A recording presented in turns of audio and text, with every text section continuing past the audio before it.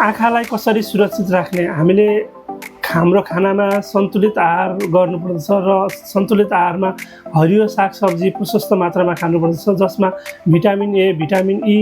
प्राप्त रूपमा पाउने खानेकुराहरूको सेवन गर्नुपर्दछ खाने बानीको विकास गर्नुपर्छ आँखालाई धुलो धुवाँबाट बचाउनु पर्दछ आँखालाई नियमित रूपमा सफा गर्नुपर्दछ र पर्याप्त रूपमा निदाउने बानी गर्नुहोस् कमसेकम 7 र 8 घण्टा राम्रो निन्द्रा लिनुहोस् र सँगसँगै हामीले आँखामा केही फोहोर छ भने सफा पानीले सफा गर्ने बानीको विकास गर्नुहोस् र धेरै चिलाएमा आँखालाई नमिचिकन राम्रो सफा पानीले सफा गर्ने बानीको विकास गर्नुहोस् र कमसेकम आँखालाई वर्षमा एकचोटि भए पनि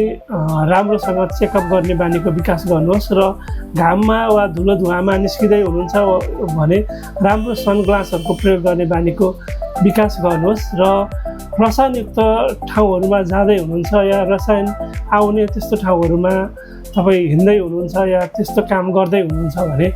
त्यस्तै खालका सनग्लासहरू र आँखालाई सुरक्षित राख्ने ग्लासहरूको प्रयोग गर्ने बानीको विकास गर्नुहोस् त्यसै गरी आजैदेखि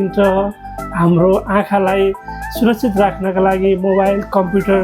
जस्ता स्क्रिनहरू टिभीबाट एकदमै सीमित गर्नुहोस् र 20-20 मिनटमा